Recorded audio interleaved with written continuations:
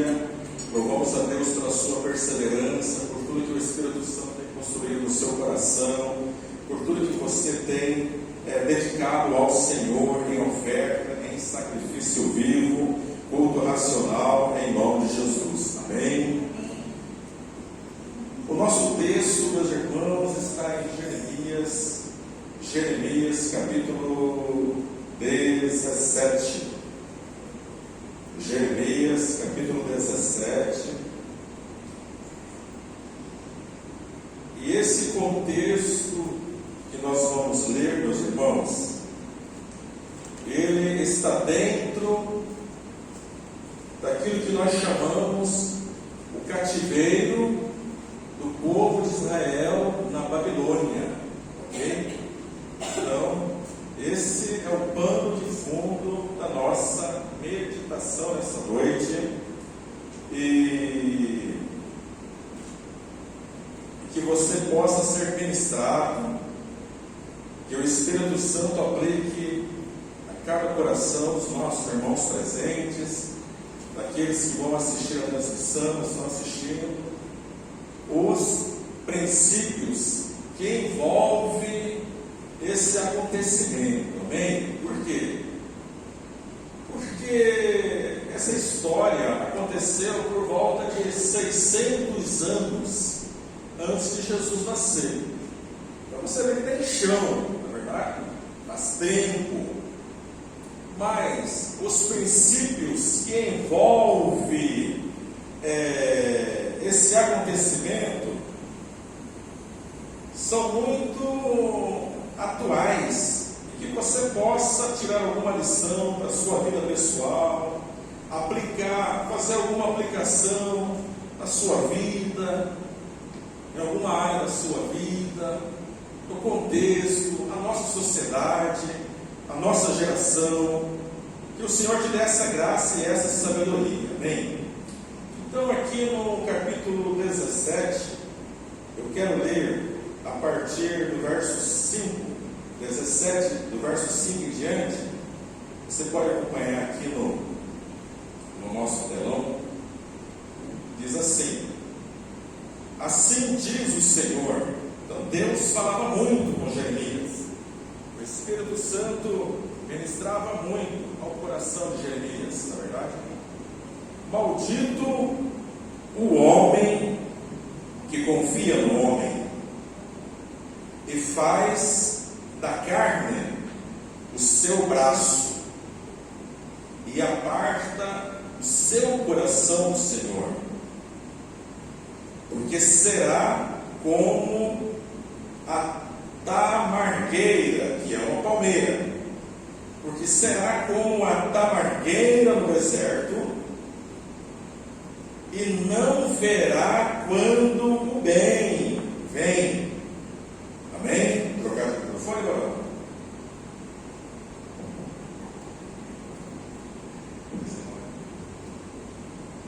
Aleluia.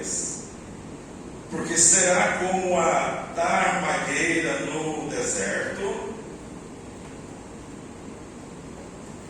e não verá quando vem o bem.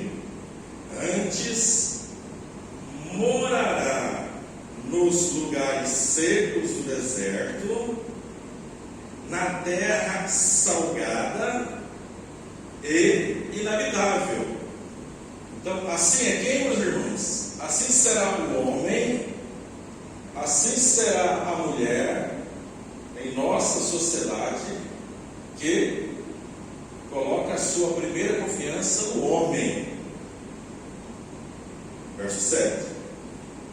Bendito o homem que confia no Senhor e cuja confiança é ao Senhor, porque será como a árvore plantada junto às águas, que estende as suas raízes para o ribeiro, e não receia quando vem o calor, mas a folha fica verde, e no ano da sequidão não se preocupa, nem deixa de dar o seu fruto. 9. Enganoso é o coração, mais do que todas as coisas, e perverso. Quem o conhecerá? Eu, o Senhor, esquadrinho o coração e provo as entranhas, os desejos, os sentimentos, a vontade, e isto para dar a cada um segundo os seus caminhos e segundo o fruto das suas ações. Amém? Então, aqui nós estamos tratando de princípios que valiam 600 anos antes de Jesus, que valem hoje 2000 anos depois que Jesus nasceu. Então, o princípio não muda, meu irmão. O princípio permanece como aquele que vai gerar vida em nosso ser. Ok? Agora, a história caminha, a história anda. Chegamos na metade de outubro, 2 semanas termina o mês, mais 2 meses acaba o ano. A história caminha, não para. Muito bem, então preste atenção nesse pano de fundo. É uma coisa bem resumida, para não demorar muito. Em 605 antes de Cristo, Nabucodonosor começou a governar a Babilônia, o império da Babilônia em formação. E quando você lê a Bíblia, você vai ver lá em Daniel que naquele sonho, no sonho do próprio Nabucodonosor, ele vê uma estátua, e aquela estátua simboliza o quê? Os reinos que existiriam durante a história da raça humana. E o primeiro reino era a cabeça de ouro. O primeiro reino era o império da Babilônia. O primeiro reino era o império de Nabucodonosor. Que ano eu falei? 605 anos antes de Jesus nascer, começou esse império. Então, Nabucodonosor decide invadir Israel. Decide, em 3 fases, levar o povo de Israel para o cativeiro na Babilônia. Ok? Muito bem. Mas tem um detalhe. Quando isso aconteceu, o reino de Israel já estava dividido. A nação já estava dividida. Presta atenção. Quem é que estava dividido? Uma nação, uma pátria, uma sociedade já estava dividida. Havia o reino do norte, Israel, capital em Samaria, e havia o reino do sul, que era Judá, capital era Jerusalém. Ok? Então esse era o contexto. Então, 605, você volta 100 anos para trás. 100, 120, que vai dar mais ou menos 720, 730 anos antes de Jesus. Você sabe, né, que em Jesus é 0. De Jesus até hoje, já temos aí 2022, não é verdade? Então, agora para trás de Jesus, até chegar em Jesus, a contagem é crescente: 700, 600, 400, 200. Então, de 605, você voltando 100 anos para trás, aumenta. Vai dar mais ou menos 705, 710, 720. O que aconteceu, pastor? Um outro governo, uma outra nação, um outro império invade o reino do norte. A Assíria vem, destrói Samaria e leva o rei, leva ali o povo cativo para a Síria. Então acontece isso primeiro há mais ou menos 100 anos atrás. Depois se passa mais 100 anos, é a vez do Reino do Sul, com Nabucodonosor, e aí entra o cativeiro de 70 anos, ligado diretamente a Judá. Muito bem. Então, note bem, por que, pastor, aconteceu o cativeiro? Por que o povo de Deus viveu no exílio da Babilônia durante 70 anos? Agora nós vamos voltar mais uns 350 anos para trás e vamos chegar na raiz do problema. Mais ou menos 970 anos antes de Jesus nascer, inicia-se um governo, inicia-se um reinado, o reinado de Salomão, que assume o trono de Davi e ali governa por 40 anos, ok? Tudo isso, irmãos, está em 1 Reis, está lá em 1 Crônicas, isso você vê nos profetas, Jeremias, que viveu no cativeiro, Ezequiel, que é contemporâneo do cativeiro, Daniel, que é contemporâneo, foi levado para o exílio da Babilônia, Isaías profetizou sobre isso também. A história é grande, é comprida, é profunda e é tremenda. Muito bem. Nós estamos agora em que ano? 970, quase 1000 anos antes de Jesus nascer.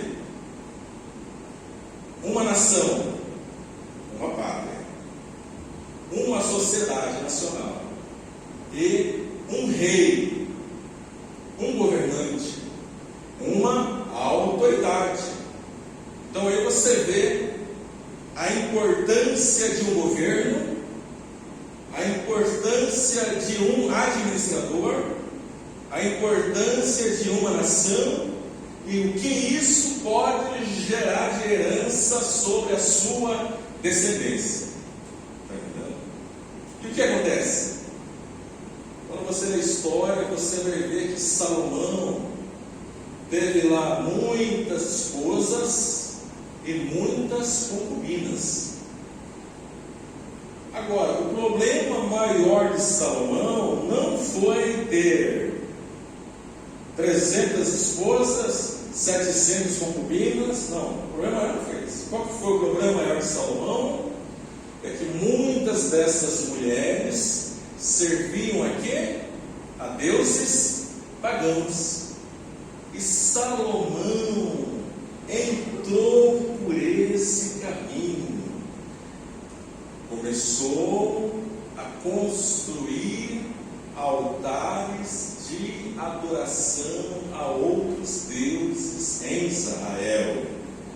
Então aí está a raiz do problema. Aí nasceu o juízo de Deus, porque Deus já tinha falado: se vocês forem atrás dos deuses pagãos para adorá-los e servi-los, a mão do Senhor pesará sobre você. Moisés advertia, Josué advertia, profetas advertiam. Então, meus irmãos, isso que eu quero que você preste atenção. Há mais ou menos 605 menos 970, você faz a conta aí, vai dar uns 330, 350 anos antes de começar a invasão da Babilônia em Israel. Começou o problema, foi gerado o problema, aconteceu a desobediência, aconteceu o pecado. E mesmo depois que o povo de Israel obedeceu ao rei, caminhou com o rei na idolatria, caminhou com o seu governante na perversidade, se envolveram com outras mulheres pagãs. Então você vê que o povo, mesmo que os profetas se levantassem e advertissem, o povo não dava ouvido. O povo estava naquela dura cerviz, na rebelião, na desobediência, uma decisão pessoal, muitas vezes uma decisão familiar, muitas vezes uma decisão na sociedade, muitas vezes a decisão nacional e a decisão de um governo. Então veja só, meus irmãos, hoje, em pleno ano de 2022, você com a sua vida, eu com a minha vida, nós podemos construir um legado para a nossa geração e para a próxima geração, um legado de vida ou de morte, um legado do bem ou do mal. Ah, pastor, medita na palavra, leia a palavra. Ah, pastor, o meu neto não tem nada a ver com isso, meu bisneto não vai ter nada a ver com meu filho. Leia a palavra, estude a palavra. A idolatria, que foi a raiz do problema lá com Salomão e suas mulheres, é o pecado sobre o qual Deus declara: eu visitarei a iniquidade dos pais sobre os filhos até a terceira e quarta geração. 400 anos de maldição é o tempo que a idolatria arrasta uma descendência. Olha só, o que você pode semear hoje, o que você pode construir com a sua vida hoje, o que você pode deixar para o seu filho e a sua descendência hoje. Então o que aconteceu? Lá em 605, Nabucodonosor começa a governar. Depois de 330 anos, Salomão governou de 970 a 930, 40 anos. Depois de 300 anos, inicia-se a execução de um juízo. Quem que vai executar o juízo? Quem deu o decreto? Satanás? Não. O inferno? Não. O governo? Diretamente? Não. A sociedade? Diretamente? Não. Deus. Deus que é soberano e que tudo pertence a Ele. Então, vem Nabucodonosor, na primeira leva do cativeiro, leva Daniel, Sadraque, Mesaque, Abednego, ali com os nomes tudo já, leva os intelectuais, pensadores, não mata o rei, deixa o rei governante, e aí depois ele faz a segunda leva, onde leva mais escravos, na terceira, na última vez ele vem, destrói a cidade, destrói o templo, os palácios e os muros de Jerusalém. Jerusalém fica assolada, é aquela, lembra de Neemias? Neemias está triste no palácio lá, já na Pérsia, já o rei da Pérsia, está triste lá, e o rei olha, ele era copeiro do rei, por que você está triste? A minha terra está desolada, destruída, durante o período do cativeiro, Neemias. Então, resumindo, para a gente partir para a conclusão dessa reflexão, meus irmãos, o cativeiro demorou 70 anos. Se você ler a história, ou se você ouvir alguém que ministra e fala da história, você vai ver as barbaridades que aconteceram durante a concretização desse cativeiro, a tomada, a destruição, as guerras, as pessoas levadas escravas. Você verá as barbaridades. As barbaridades. Então, 70 anos se passaram, Deus já havia profetizado que haveria o que? A redenção, que haveria a libertação, que haveria o momento da restauração, mas seriam 70 anos de cativeiro, e isso passou-se o império cabeça da estátua, o reino babilônico, e entra o reino Medo-Persa. tórax, prata, o peitoral de prata. E só aqueles reis que você lê nos profetas, Ciro, Dário, Xerxes, Artaxerxes, essa criançada aí, na verdade, Deus usou um povo pagão, Deus usou uma nação pagã, Deus usou um governo pagão para processar a libertação do povo de Israel. Então, conclusão: a importância de uma nação, a importância de uma sociedade, a importância da obediência, a importância de deixar um legado para as futuras gerações. Então, nesse contexto que nós vivemos, meus irmãos, 17:5, maldito o homem que confia no homem e faz da carne o seu braço e aparta o seu coração do Senhor. Nós confiamos em quem? No governo? Em primeiro lugar? Nós confiamos em quem em primeiro lugar? Bolsonaro? Lula? Partido A? Partido B? Se esse é o nosso coração, nós estamos malditos. Quem está na igreja é maldito. Quem está fora da igreja é maldito mais ainda, porque não conhece a Deus.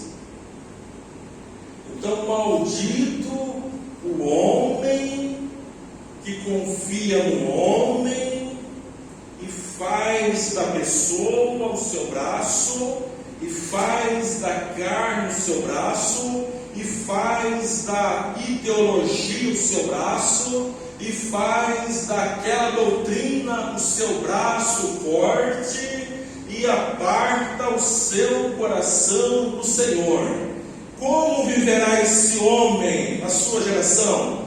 Como viverá essa mulher na sua geração?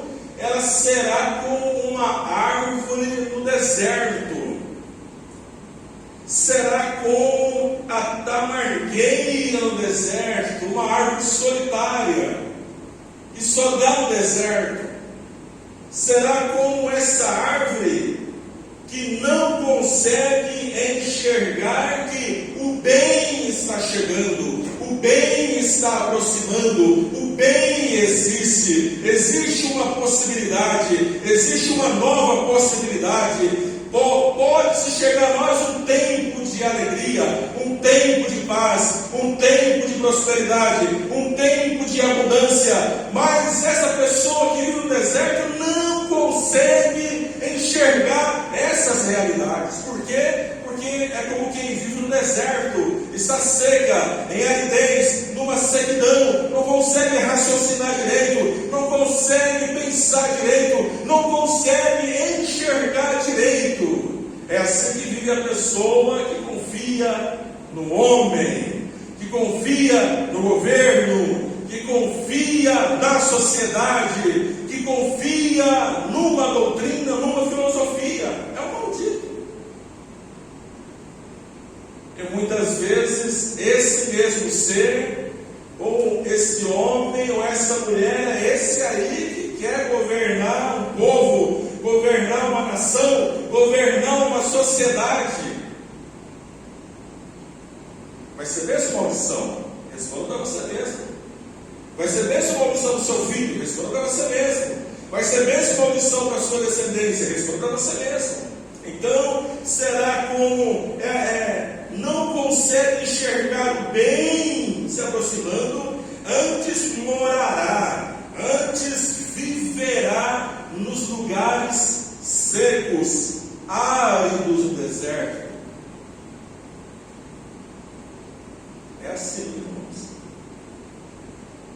Assim foi o povo de Israel, que obedeceu ao seu rei Salomão, quando ele deu ouvido às suas mulheres e conseguiu e começou a construir altares de adoração a deuses pagãos, deuses estranhos, e o povo consentiu, e o povo não reagiu, e o povo não levantou a sua voz. Ninguém, muito pelo contrário, o povo, como que um animal que vai para o matadouro, consentiu e começou a entrar, a andar e viver pelo mesmo caminho.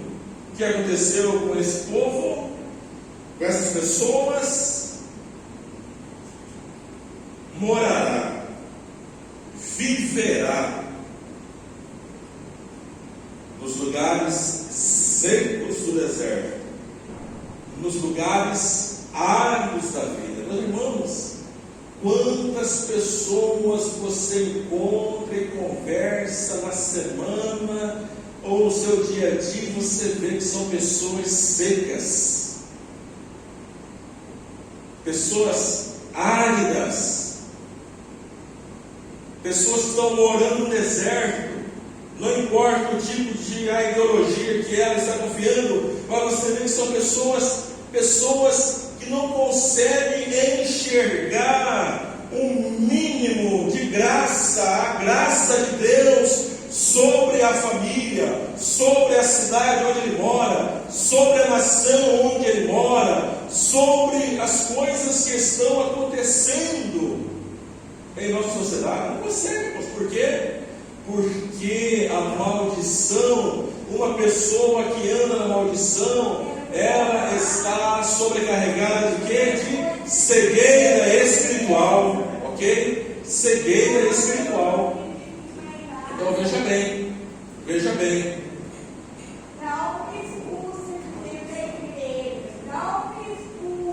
Então, meus irmãos, o pastor Celso está conduzindo ali, né?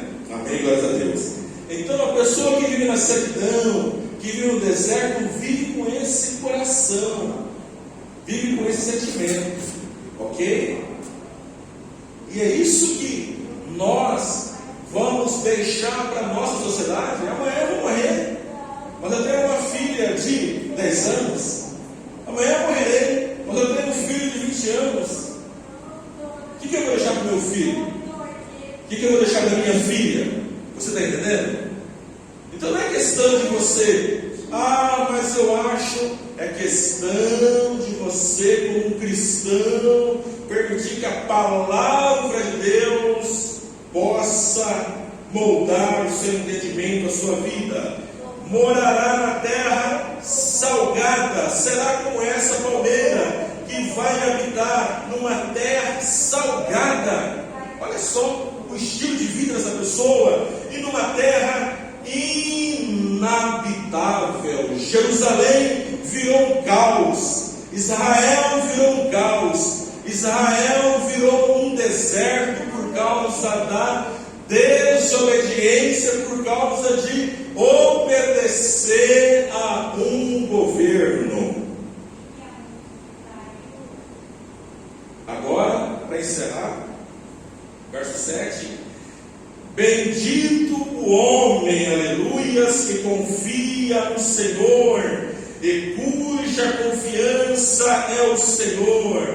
Veja só como será a vida dessa pessoa que confia em primeiro lugar em Deus, na soberania de Deus, na vontade de Deus, na direção de Deus, no cuidado de Deus para com as nossas vidas. Essa pessoa será como a árvore plantada junto às águas, aleluias.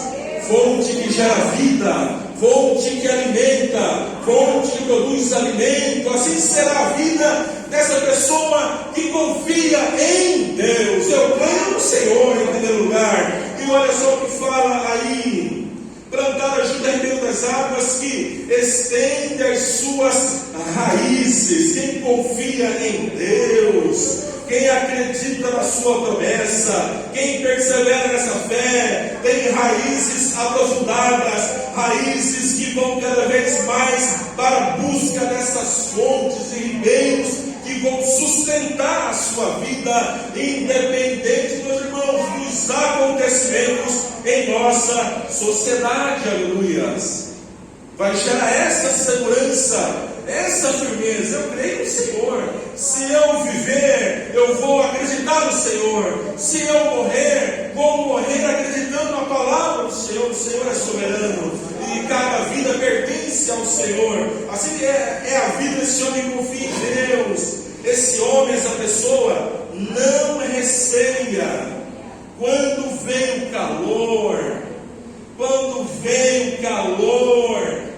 vem a aridez, quando vem o tempo de sequidão ou escassez, quando vem a prova ou o problema na vida, essa pessoa, o que?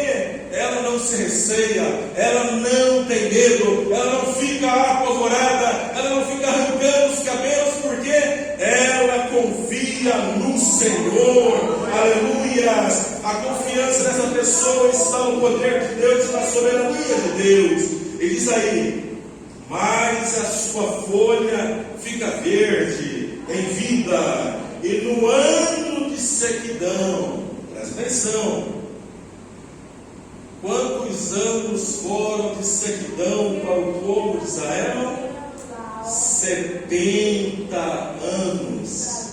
Quem bateu o martelo final? Deus, por causa da desobediência, do pecado da nação, do governo, das famílias. Então, meu irmão, o ano da sequidão pode bater a porta da minha vida. O ano da sequidão pode bater a porta da sua casa, mas não é o fim. Você não vai morrer por causa disso. O ano da sequidão pode bater a porta de uma nação, a porta de um governo, pode bater sobre a vida da igreja, mas se esse povo confia em Deus, está escrito que no ano de sequidão, não se preocupa, não entra em desespero, não entra naquela vida de desequilíbrio emocional, espiritual, não, mas e nem deixa de dar o seu fruto. Amém? Em quem nós confiamos? Isso ajuda a questão. Em quem os cidadãos de Várzea Grande confiam? Isso ajuda a questão. E nós podemos influenciar. Nós podemos influenciar a pessoa a entrar por um caminho de maldição ou entrar por um caminho de bênção. Nós podemos. No que está crendo a sociedade brasileira?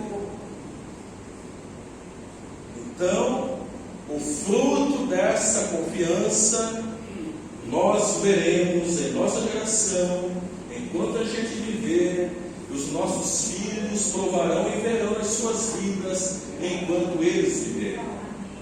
Então a responsabilidade não é do outro, a responsabilidade não é lá do Paraguai, a responsabilidade não é lá da Coreia do Sul, a responsabilidade é da sociedade brasileira, a responsabilidade é da igreja brasileira para tomar as melhores decisões. Amém? É nossa, irmãos, é minha, é sua, não adianta querer, mas não.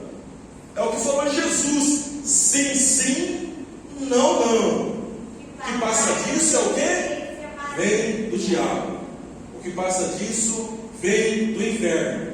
Então, que Deus, e Ele fala: guarda o coração, cuidado com o seu coração, porque enganoso é o coração, mais perverso do que todas as coisas. Quem conhecerá o meu coração? Quem conhecerá esse seu coração? Quem?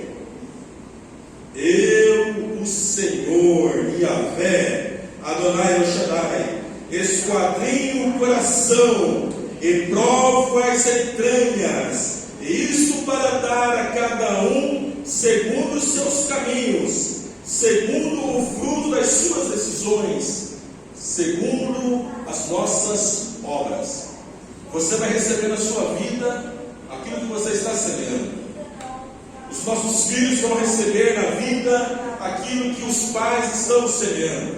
A igreja da próxima geração vai receber sobre a sua vida aquilo que nós, como igreja, estamos recebendo. A próxima sociedade brasileira, a geração, vai receber aquilo que nós estamos plantando hoje. Amém? Que Deus abençoe a sua vida, que Deus abençoe a sua família. Continue orando pela sua casa, pela sua família. Continue orando pela nação, apresentando esse período eleitoral, apresentando o coração de cada eleitor, apresentando a vida de cada candidato, e que Deus nos guie para o caminho da bênção, para o caminho da vida, para o caminho da prosperidade, para o caminho da vitória, em nome de Jesus. Amém? Fiquemos em pé, que Deus abençoe a sua vida. Vamos orar. Em nome